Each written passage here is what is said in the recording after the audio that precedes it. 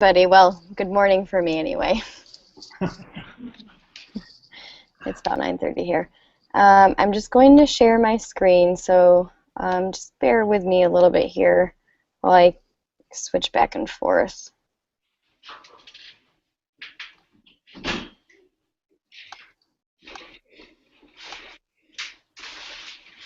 Okay, can everybody see that? Okay. So as Lee said, my name is Katie Regan. You can find me on Twitter at KatieRegan88. And I'm also on Google Plus at plus.google.com/KatieRegan. I would like to try to learn a little bit more about you, and then we can share links back and forth. So if you could go to www.todaysmeet.com/tools for PBL. It is case sensitive. And I'm using this as our back channel. So I have this on my Chromebook next to me as we are working together today.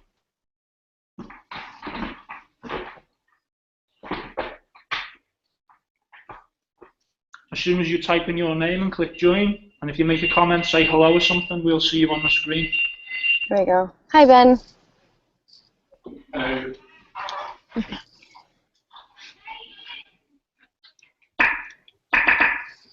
Is anybody having trouble? Okay.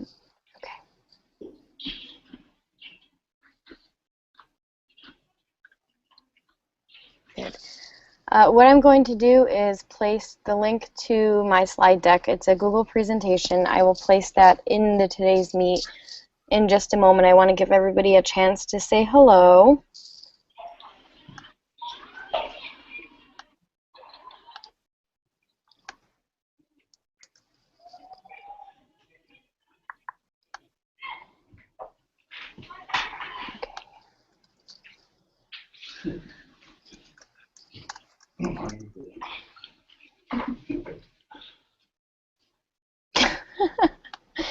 Thank you, Ben. Don't be so polite. Make noise. Okay, so here's the link to the slide deck. And the reason why I'm giving you the slide deck is because most of everything has a link out to every resource. So I wanted you to have access to that. I will not be able to get to every single resource that we discussed today, but you will be able to go back into the slide deck and access all of those links.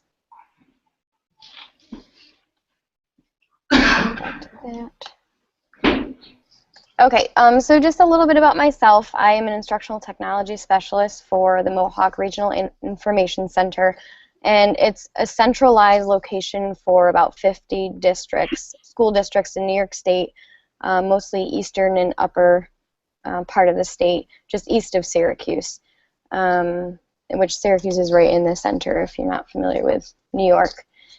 I am not from New York City. We get that a lot, but what we do is service districts with their technology needs, and I'm on the instructional team, so I work with teachers and helping them implementing technology in the classroom. I was a former English teacher. I taught various grades 7 through 12 for about 8 years, and I continue to work very closely with our New York State educational technology organization called NYSCATE. I work on several different conferences throughout the year, so I'm pretty involved in the educational technology arena here in New York, as well as on Twitter and all of that. Does anybody have any questions? And you can throw them in the Today's Meet if you do. Okay, so the Today's Meet, again, is a back channel for us to continue on with the conversation.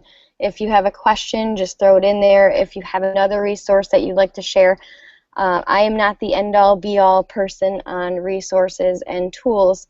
So if you have something that you know of or that you enjoy using with your students, feel free to throw it in the Today's Meet so that everyone can look at it and play around with it and have access to it. it was very difficult for me when I was planning this presentation because project-based learning is this huge, huge new thing where there are a lot of different elements and a lot of different things that you would be doing with the students. So it's hard not to focus on the project-based learning information rather than the tools. But so I'm trying to give you a little bit of a background on what we see as project-based learning, some of the aspects of project-based learning, and then I'll go into the tools that will support that. So if you're interested in learning more about project-based learning, there is a really nice website. It's the Buck Institute. If you just search PBL online or the Buck Institute, that's all that they do. So the core idea of project-based learning is that the students are captured by real-world problems that invoke their interest in serious thinking.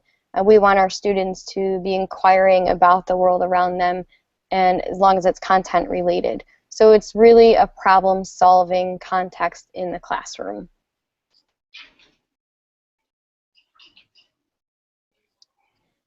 The 8 essentials that the Buck Institute sees as being part of project-based learning are a need to know, a driving question, significant content, student voice and choice, 21st century skills, inquiry and innovation, or in-depth inquiry, as I'll reference it, feedback and revision or reflection, and then presenting it to a public audience. Tony said if we press the link, we'll be able to still hear you. You should be able to still hear me, yes.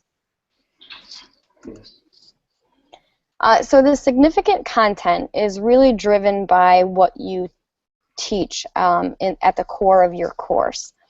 So you could be looking at your learning standards. Here in New York, we focus on the Common Core learning standards, and the state does put out a lot of different resources, so teachers can pull from those things to gather significant content. But I know, some other states aren't utilizing the Common Core or like a whole standards thing, but they do have current curriculum that they are using. So that would be your foundation, that current curriculum that you are maybe required to teach, or that you want to make sure that the students are walking away with that knowledge and those skills. That would be your foundation. Usually we would start with an entry activity to introduce students, to help them really want to know more about the topic. So some of the resources that I found helpful for my teachers, one is a connected classroom. If you are in a 8th grade class, a science class, and you're learning environmental science, you may want to use connected classrooms in Google Plus to connect either to another classroom at a higher level, or a scientist, someone who is in the field, to have the kids ask them questions and for the expert to kind of introduce that topic. The Google Cultural Institute is an amazing resource to introduce students to topics, as well as I also put the best virtual field trips, a link that gives you access to the Louvre and some other virtual field trips that schools love. Any questions so far? Stop me if I tend to talk really quickly, so if I'm talking too quickly, please let me know. It won't be rude, I promise. I know it's a bit weird without any kind of voice coming back at you, but if anyone's feeling brave enough, they can come and sit and talk to you as well if they want to. Absolutely, absolutely. I like interaction. The know and need to know is very similar to a KWL that you'd give your students at the beginning of the year, where you want them to tell you what they already know about your course or the content, and then they would explore what are still some questions I have regarding this topic.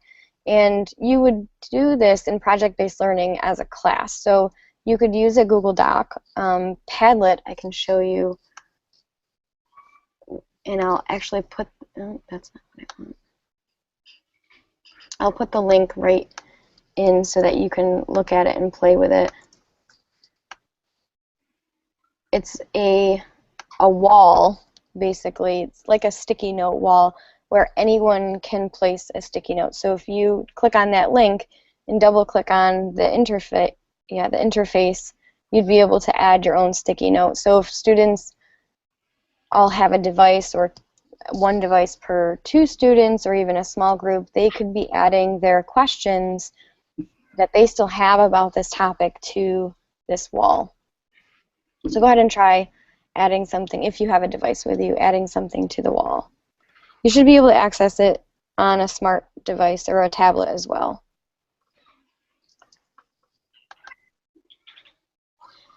You can throw documents in here. You can add links to other resources and add pictures. So that's a nice aspect of Padlet. Nice.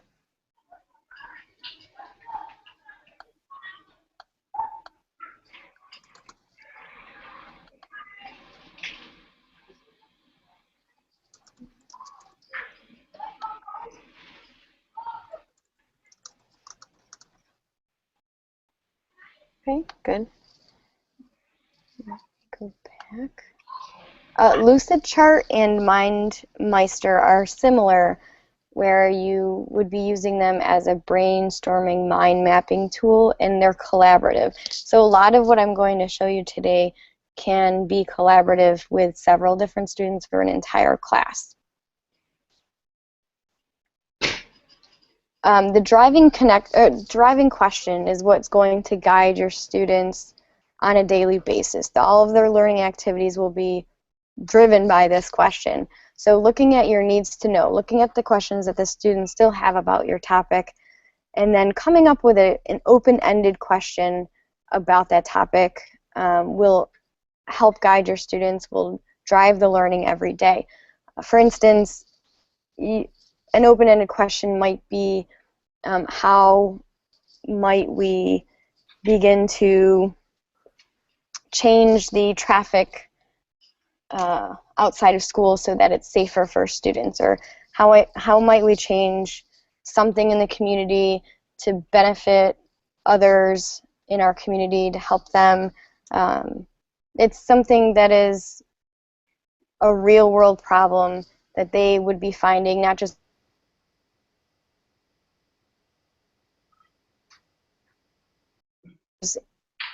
solving that problem. They would have to do research, and we'll get into that in a little bit. So it's really, project-based learning is really something that the students are driving, the students are responsible for. So it takes the teacher out of the front of the classroom and puts that teacher side by side with those students, instead of it being a lecture style class. Another aspect of project-based learning is a student voice and choice. So looking at your end goal for this particular project, you want to be able to give students a choice in how they show you what they've learned. So here are some resources that some of them I've used, most of them I see that I've used.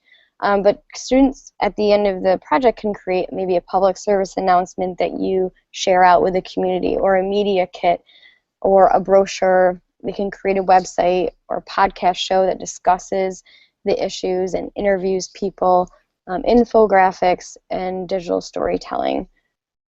So Pixorial is a digital storytelling tool. WeVideo, I've used WeVideo before, and it's a really, if you are familiar with Windows Movie Maker, it's very similar to that, only it saves your videos to your Google Drive. So if you have Google Drive, you can connect WeVideo to Google Drive, and you can also publish MP4s of these videos back to your Google Drive and pull pictures and videos from your Google Drive. So it goes back and forth like that. So the kids could create some kind of digital story or a public service announcement and then edit it with WeVideo, adding transitions and titles and like credits, things like that, and voiceovers.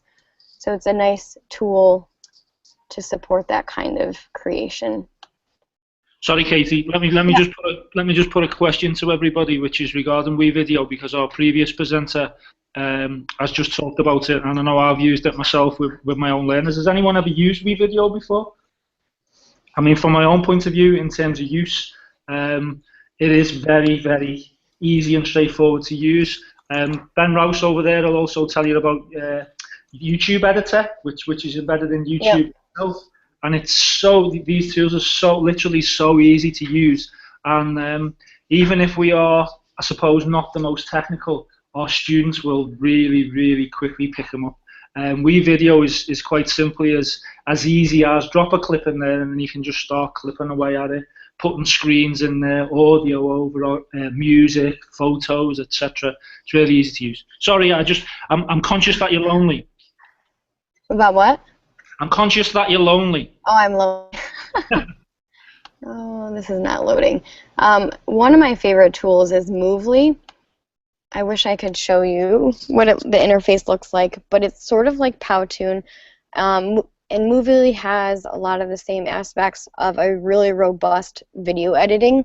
It's like an animation tool where you can animate things on a screen. You can have transitions and things fade in and out, and what do you call it? When the hand writes over or writes things up on the screen, if you've ever seen that in an ad or something, when there's like a hand writing your words. So there's really, really neat things that you can do with Movely. When I did the Google Camp a couple of weeks ago, I sent out a little animated video that showed people exactly what to expect for Google Camp, because around here in our area, many people are not familiar with an EdCamp style conference, and so we wanted to introduce them to that. I used Movely to kind of explain what was going to happen. Easily is another favorite of mine. I've used it quite a bit in my own degree program where I'm creating infographics to share information that I've researched. And it's very, very easy to use. It's simple dragging and dropping. I think I was already signed in. Maybe not. I thought I was. And there's a ton of different templates. There's a lot of geographic icons and things like that. So if you're working with some kind of global studies or world history, you could use all these different icons and you just be pulling them into there. There's timelines. These are all just the templates and other things that people have created, but you can start with a blank canvas, which I've done before. It's really nice and slick and so super easy to use. Phil, the links to these websites are right in the slide deck. If you just click on the word easily, right in the slide deck, you'll be able to link out to these resources. Does that help? Yeah, what Katie's basically saying obviously is if you click on the image, whether it's Audio Boom, Movely, it's a direct hyperlink to the website to do it. Right. Okay, good. So 21st century learning skills is something that has been around for a while now, but is still something that schools are pushing the boundaries with. We don't see a lot of it so much, and we definitely need to see more of it. So we're talking the basic C's, the collaboration, communication, critical thinking, creativity, but we're also adding digital literacy and time management and leadership skills. 21st century learning skills have kind of morphed into next generation skills, where it's not just the 4 C's anymore, it's all those other things. It's the Common Core here also that's being worked into it all. So these are mostly, I think they're all collaborative tools. Lucidchart I talked a little bit about. And MindMeister, they're mind mapping and organizational tools that are collaborative.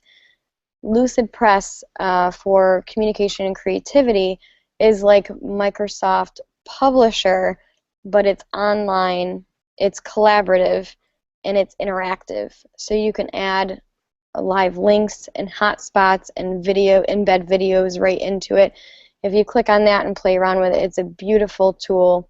It's not super easy to use, but if you are familiar with Publisher, you can pick it up pretty quickly. And what's nice about the Lucid Chart and Lucid Press is that they save your files right into your Google Drive. So again, you can connect these tools to your Google Drive and it'll save it right back into your drive. Sorry. Did you see that? Okay. One of the things when I was working with my students as an English teacher, we did a lot of different projects in groups, and they had to really come up with their own strategies. And, you know, of course I facilitated and guided them, but they had to do their own time management skills, kind of like a Gantt chart where they would assign tasks to each other and give each other due dates and things. So Symphonical is like a sticky note board, but it's also time management, task management, group management tool. It's pretty nice, and it can connect with a Google Hangout. So if you are in a Google Hangout with 5 other people, you can add a board and automatically add everyone in the Hangout to the board, and you would assign tasks to each other and due dates and things like that. Wunderlist is similar, where it's more of instead of a sticky note, it's more of a list of things, but you assign tasks to different people and give them due dates, and everyone can access the same list. And then you can see what has been done and what has not been done. VoiceThread is, if you're not familiar with it, it is a tool where people can comment on documents and videos and photos. So you can create a string of things, a string of pictures that represent the topic. I'm sorry, I'm drawing a blank here. All I can think of is icebergs. Global warming, so pictures that represent a timeline of global warming or something like that. And the students would have to look at the pictures and think about how this relates to the topic and how they might respond to what somebody else says that they don't agree with.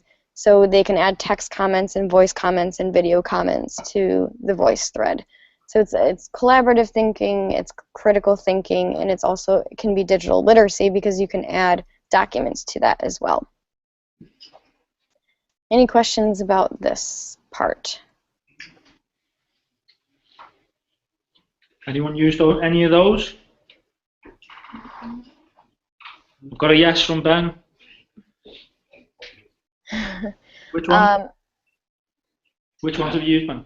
I started using Lucid Press recently because one of the barriers to moving to Google Apps for some of our students was that they were very, very keen on Publisher. They didn't mind losing Word and swapping to documents, but they were very precious about the Publisher. So I've had a bit of a push on that with our students about I now have a Publisher equivalent for you where you can collaborate. So that's been quite useful. Did you hear that? Yes, I did. Thank you. Cool. Thank you for sharing. Anybody else? No, I drew a blank, I think. Anyone else use any of those? Speak up. I've used VoiceThread before. Okay, someone yeah. To be honest, Katie, I use Wunderlist as my to-do list. Any jobs I've got to do, reminders are in there for myself of everything I need to do. It syncs to all my devices, whether it's Android, iOS, my Chromebook, or just in the web app in Chrome. Works really well. I haven't used it in class with my students, but as a personal organizer, that's what organizes me.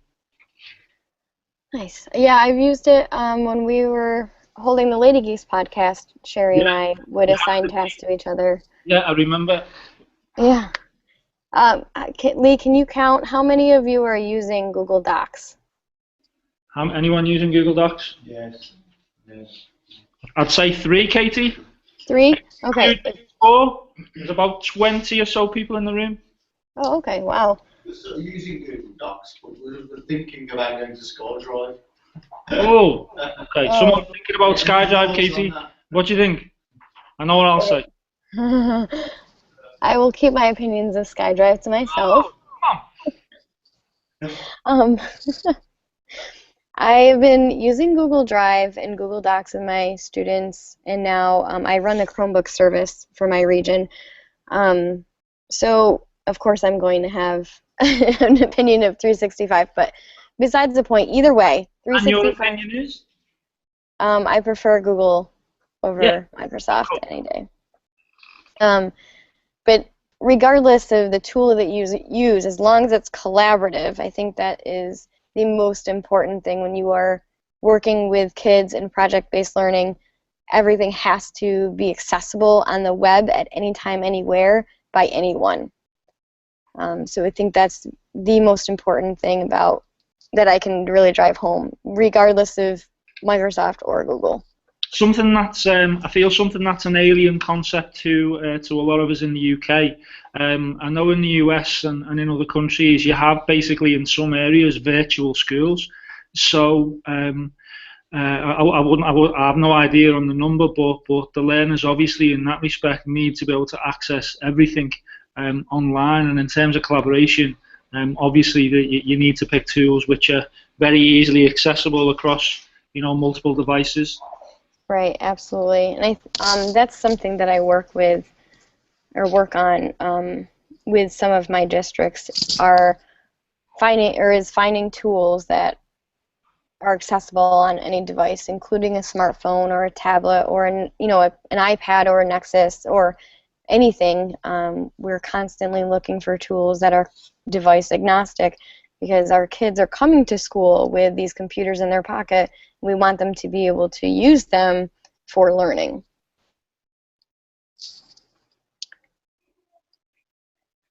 Okay, I will move on. Maybe.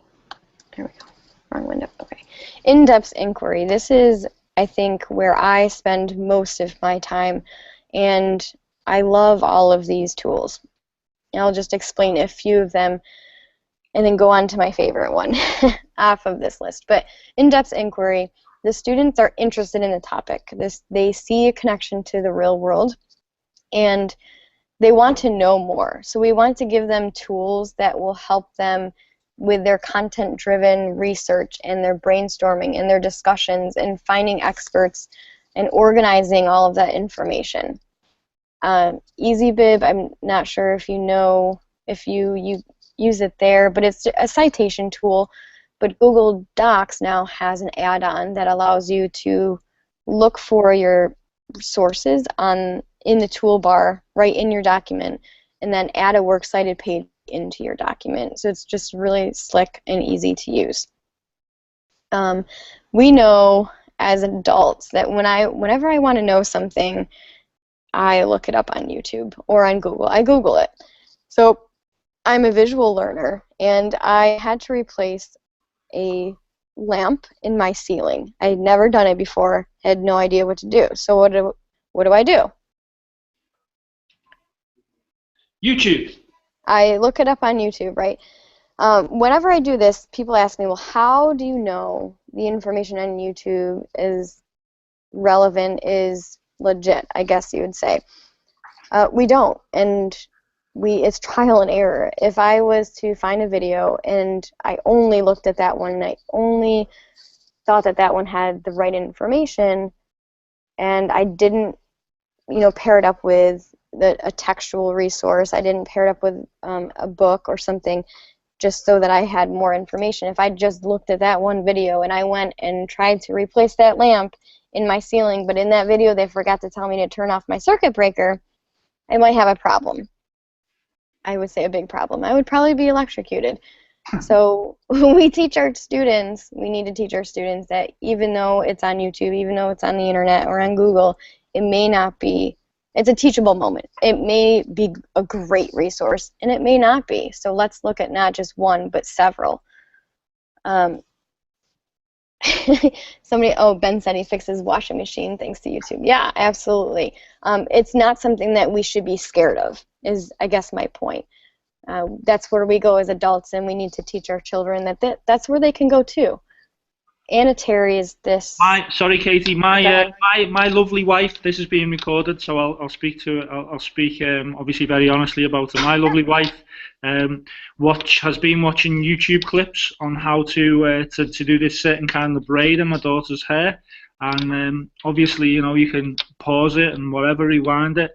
And equally, my daughter is really into her gymnastics.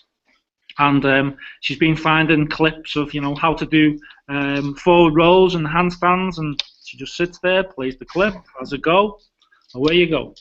Yep, and it's driven by your need to know, really. So my daughter wants to know how to do something in Minecraft. Oh, she wanted to set up her own server for her and her friends and build the city together, and she needed to figure out how to whitelist her friends in her server.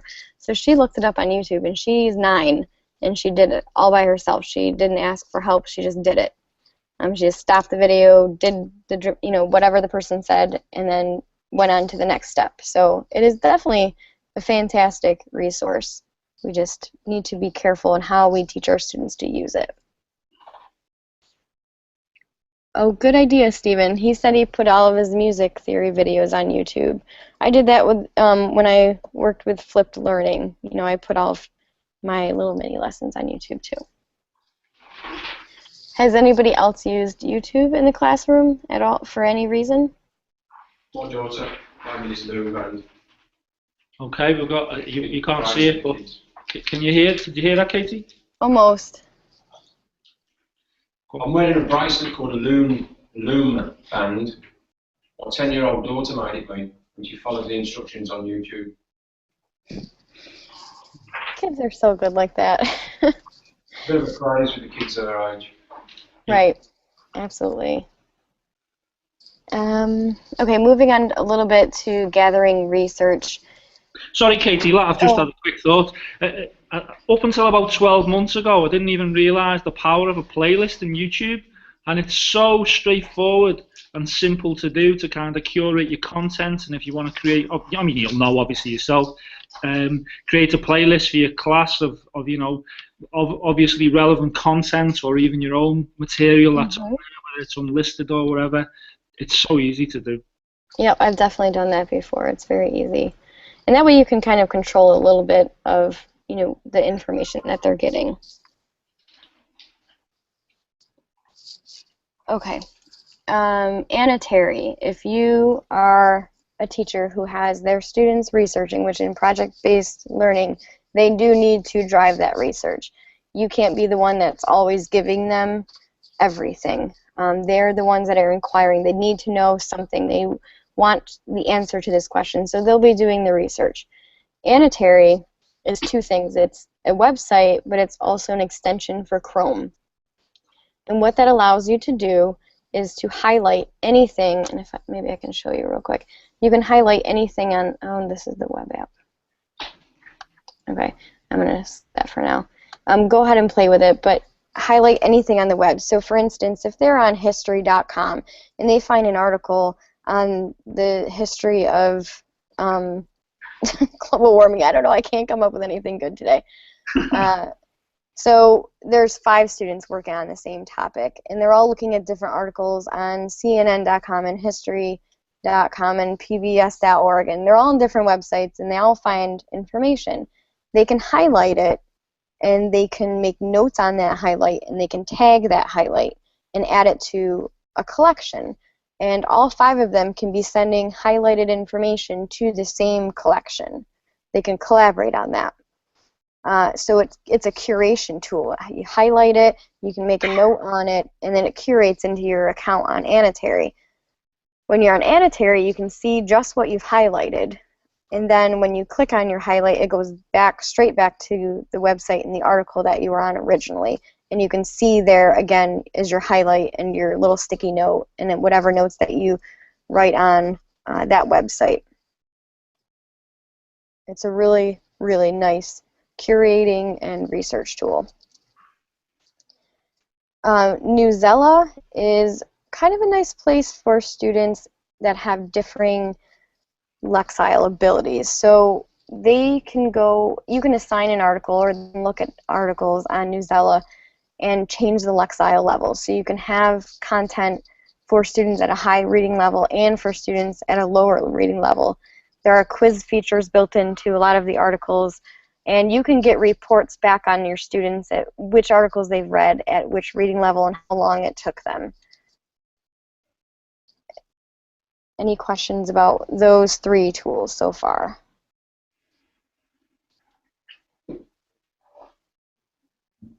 They're new ones for me. Okay, they're both free. I think Newsela has a trial version and then a paid version, but I haven't been switched over to like the totally free version, and I don't pay for it, so I'm not sure if it's something that's slipped through the cracks yet. But you can create a whole class, and your students can log in, and then you can get reports back. It's a nice research tool. Video notes. You can pull YouTube videos and Vimeo videos into this application. It's a web tool. It's free, and it integrates with your Google Drive. And what it does is allow you to take notes on the video. So you have the video and your little notepad side by side. The video starts playing, and you start taking notes. In the notes section, it will timestamp each note that you take according to where you are in the video. So when you click back on that note, it'll go back to that point in the video. Oops, sorry. Scrolling. Google Scholar is just a part of Google that pulls peer-reviewed journals and articles for your students. It's a little bit higher end. My students struggled with Google Scholar a bit. So we went to the librarian for the use of databases that we subscribe to as a school. I don't know if that's something that you do in the UK at all. Which using Google Scholar, sorry? Using databases, subscribing to like EBSCOhost or ProQuest for research. Anyone heard of those? I haven't myself, to be honest. They're new to me as well. Okay. Well, they're paid, so usually the librarian would subscribe to them for the school, and that's how our students would do their research outside of the web. But it is a nice teachable moment, and going through a 12-page article on something incredibly scientific may not be appropriate for an 8th grader. So we can teach our students to evaluate sources quickly and making sure that this is something that they can understand. Of course, if you're not familiar with TED, I highly recommend it. How many have used TED before? Anyone use TED? Anyone know who TED is? More to the point. Are you going to put your TED talk up, Katie? It is up, yeah. I mean, no, I'm going to. Yeah, I know. Okay. Oh, do you want? No. There's about maybe, I don't know. There was less than half of the room. Okay. So I used to have my students, we had an iPad cart, and whenever they were interested in a topic, I say, go to TED. And they would open up the app and search that topic, and they would find really, really interesting, inspiring talks by people from all over the world on that topic. Anywhere between a 5-minute talk to a 20-minute talk. But it was something that... Sorry, my thing with TED is there's that much unbelievable content on there, getting to the bottom of it. Oh, yeah. It's a little overwhelming. Is that what you mean? Yeah, there's tons of brilliant content on it. Yes. It is a little bit overwhelming, so it may be more suitable for the inquiry part where students want to know something and they're not sure where to go from here. They're not sure which angle they'd like to take on a particular topic. So there are opinion talks and inspiring talks and things like that. TED also has TED Ed, which allows a teacher to pull a video from TED or a video from YouTube and flip it. And you can add your own questions and your own resources to it, and the students would follow through with the video and answer the questions, and then you get reports back on that. So assessment is kind of a very hard thing to wrap your brain around if you are very new to PBL, to project-based learning, because it is standards-based, skill-based, you know. Ben is adding, a couple of, yes, Ken Robinson is one of the most well-known TED Talk people, and he really hits home of, you know, how we need to be changing education today. He's definitely amazing. Thank you, Ben. Pearl Trees is a curation tool. You can get a little extension on your Chrome browser, so when you are on a website and you would like to save it for further reading and making sure you have all your sources in one spot, you can click on the little pearl and it'll add it to your Pearl Tree. It's a free tool. You can use it to mind map as well, collaboratively and not collaboratively. You can add documents and websites and photos and bookmarks from your browser right to your Pearl Tree. You can organize them in branches. So that's what it's called, a Pearl Tree, because they're little pearls and they're organized in branches. It's super easy to use, and you can find other people's Pearl Trees. So there are a lot of different librarians on using Pearl Trees with tons of different resources.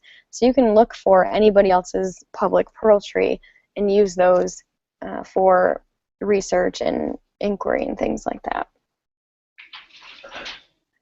And then I'm sorry I'm spending so much time on this, but I think is one of the biggest areas of project-based learning, Instagraph. This is my favorite tool on this slide, I think.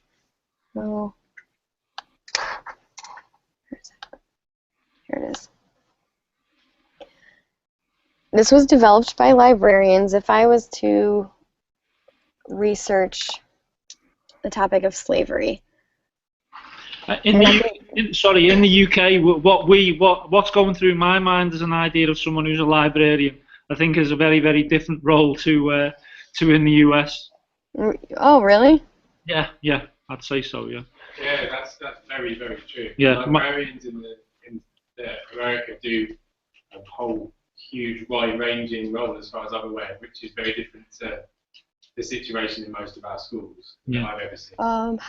Can you explain to me how it's different? My experience of librarians in the schools where I've worked is, you know, this is a real generalization. This really quiet person who goes efficiently about their business, and there's a group of 4 or 5 lovely students who go in, and the bookshelves are largely unused and neglected places. That's my own personal experience. But I'm thinking about a classic. When you say librarian, I'm thinking of that place where there's books, where people go to read quietly. I think I'm afraid that still exists. Go ahead. There's a librarian in a school in London called Lenny Dutton, who is more of what you might consider a US librarian. So she has regular events in her library where the students get Raspberry Pis out and start programming. They get their Lego out, they start creating sort of different Lego automated to follow paths and things like that. So they do a lot of making and investigating. They've got a lot of tech in the library. So she's one in this country who I think is doing more what American ones do day in, day out. Did you catch that? Yes, I did. Most of it cut out for a second, but I get the gist. I have to say that it's not always completely different here. Okay. There are, thinking across the state of ones that I know, I can come up with a handful or two of librarians that are true media specialists, where they are supporting teachers in this kind of work and helping students learn how to use technology to further their understanding and their knowledge. There are other librarians that do sound exactly like what you're describing. Okay, I was wrong. There's there's an undercurrent of a movement, but we're working on it. I think that's up here as well, really. If you look at the Central Library of Birmingham and the library that we have, they're not just book attendants, they do deliver IT, they hold workshops, and they organise events as well. So it probably sounds like it's the same. There is an undercurrent of things happening. People do more than just get the books. turn their cookies on Did the you shelf. hear that? Barely. Yeah, basically one of the delegates said that there's a bit of an undercurrent here where we've got some more forward-thinking librarians, if you like, that are trying to do what you're talking about. To be honest, my sister-in-law probably fits that role as well, who's trying to get Kindles and iPads and all kinds of stuff in the library to get the learners engaged in learning, as opposed to, there's nothing in there with books. That's nothing to say there's anything wrong with paperback books or hardback books at all, by the way. Mm-hmm. That's a positive thing. Any other comments about that? No. No? Okay. Okay, so going back to Instagram, it is just the beginnings of research kind of a tool. If I typed in the word slavery, I taught literature surrounding that area of time because the social studies teacher across the hall was teaching the new Americas and slavery and things like that. So I would pull in my literature. I tell you what you won't be aware of. There's been a lot of hoo-ha in the UK over the last 2 weeks over the new English curriculum, and people were trying to say, albeit our kind of education ministers played it down, that non-UK books kind of being stripped out the curriculum, which isn't strictly true, but there's been a lot of talk of it over the last 2 weeks. Really? Really? I definitely want to know more about that. So some of my English teaching friends and people in social media in the UK have been talking about whether it's To Kill a Mockingbird or some of those classic novels that they always cover. They feel with the new curriculums and awarding organisations that they're trying to squeeze those out. Interesting. Okay. Anyway, so what happens is the Instagram pulls from all over the web. And if the topic is slavery, this window pops up and you get key facts on slavery, things that the students may not know. And then there are websites, some of them, and this is another teachable moment, some of them are based on Wikipedia and others are from Stanford. So how do we evaluate those sources? Videos and images and then key concepts. These are concepts that the students really need to understand the topic of slavery. And if I was to go out to another area here, West Africa, it would give me another window based on West Africa and slavery. So you can keep, almost like the Wikipedia trail, you can keep delving deeper and deeper and deeper into the topic and learning more and more about it. You can also keep track of your own notes. So if you were to sign in, you could make notes on this topic and then save that and share it. Any questions about this tool here? Anyone ever used it? No. I've got lots of no's. I've not used it personally. I am aware of it, but I've not used it.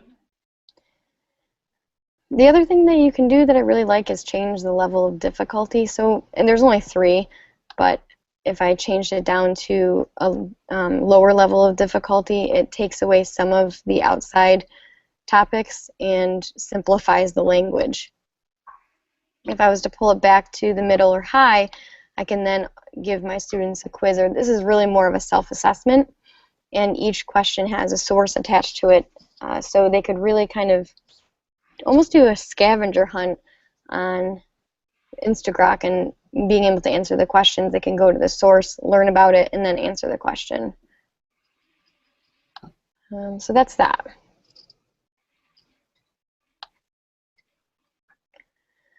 Okay. My other passion area for teaching has always been feedback, revision, and reflection. As an English teacher, I spent most of my time working one-on-one with students on the writing and the writing process.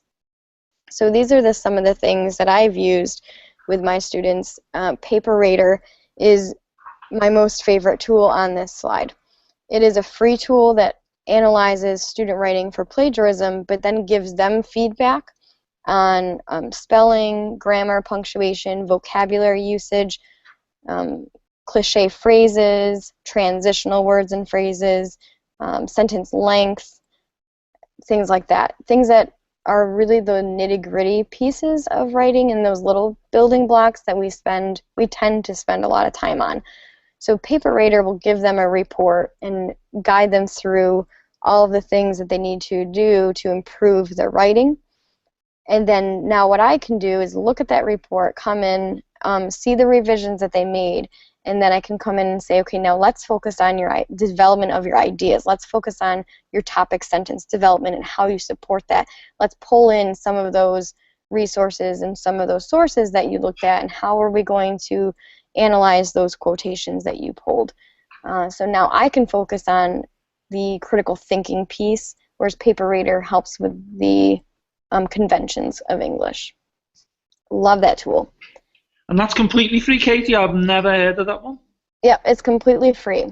I was talking to the developer a couple of months ago, and he said they're trying to put it in the Chrome Web Store so that students could pull in a Google Doc. But right now it's just copy and paste. Anyone ever heard of that, used that one? That's a new one for me. That ticks one of my boxes. I don't know if it's particular to the US or UK English. Wow. Good question. Is there a difference other than... If it's just on a URL, it's just... Yeah, you spell everything wrong. Yeah, I know. I was going to say, is there a difference, other than color and color and Center. recognize and... Yeah, I don't know. I would have to ask him. I think his name's Jason. Yeah, I have to ask him that. Good question. And if it isn't, you need some beta trialists from the UK? Yeah, absolutely. I'll hook you up. Okay, present.me is a way to pull in documents and presentations from your Google Drive or from your computer, and then have a side-by-side of your content and your webcam. And what you can use this for is for reflection, student reflection. So students can pull in their research, they can pull in their final product to present.me and record themselves reflecting on the process that they had to go through to get to where they are. It's a great way for students to think about reflecting on the process of writing and research and inquiry, and then presenting that to you, and this is, how they have come to be where they are today. Can I just put in for 1 second? And I'm conscious of you being lonely, so I know what it's like when you're talking to yourself and these kind of things. I don't mind. I didn't think you would. Present.me is on my list of things to do. I mean, the first bit of what I'm going to say now in terms of the qualification will make no sense to you, but one of the qualifications I predominantly deliver in my college is called BTEC, and it's a vocational qualification. And a lot of people that I speak to out there on the road as such, they will get their students to do a presentation. Now, what they will do is they'll get them predominantly, I'm afraid, it's a PowerPoint file, and they'll ask the student to either stand there and present the slides, or they'll use just the actual slides. Present.me is on my list of things to do, but I know from having a very, very quick go of it, rather than asking a class of 20 students or 30 students to give a presentation, stand there in front of the class in the amount of time that it takes, we'll just ask them to do it on the computer. And it's, save a hell of a lot of time. And obviously then you've got the footage, it's archived, and you can assess it, give feedback in whatever formats also. Absolutely, right. That's a good point. And then I covered the other two. With YouTube, you can also do like a video diary or a video reflection. And VoiceThread, you can have the students, the group of students who are working together, pull in their final presentation, their final product, and then they can reflect together with voice comments and video comments and textual comments. Oh, Natural Reader. Just to touch on that a little bit, one of the things that I've always told my students to catch mistakes. I never catch my own mistakes when I'm reading my own writing. I don't catch most of them because you think you know what you see, but there's a mistake there and you don't realize it. So Natural Reader will read the paper, read the writing back to them to make sure that they hear some of the mistakes that they're making. I've always told them, read it out loud or have someone read it out loud to you. If a student doesn't have access to a person or they're embarrassed, they can plug in their headphones and just have natural reader read it to them. And lastly, the last part of project-based learning is presenting it to a public audience. One of the schools around here have a class where they're working with a community organization, a nonprofit community organization. So they're helping them do whatever they need to do, and at the end of the project, they present their findings to that community organization, and then the community organization will then give them feedback on how well they solved that problem. And you can do it in a myriad of ways. Again, if you publish it online, it's technically considered a public audience. You can use different hashtags on Twitter to get people, other educators from around the world, to comment on your student work through a blog or through something like Weebly or Google Sites. And they can use any of these tools to do that. Any questions on anything here? Has anyone ever used Powtoon? Aware of Powtoon? Yeah, Used it? Yeah. Teaching Academy application. Okay, I've got one. Again, it's on my to-do list. I know it's there. Just need to spend time playing with it. Powtoon is similar to Movely, where it's you're creating animations to present your content. It's really, the kids love it, and it saves it back to your Google Drive. Again, if you're using Google Docs, it'll save it right back. It's pretty neat. And I think that is it. I have hit the end of the time, right? Yes. Yeah. Military precision. You've met it by 1 minute. I'll stop the broadcast and kind of chat to you now.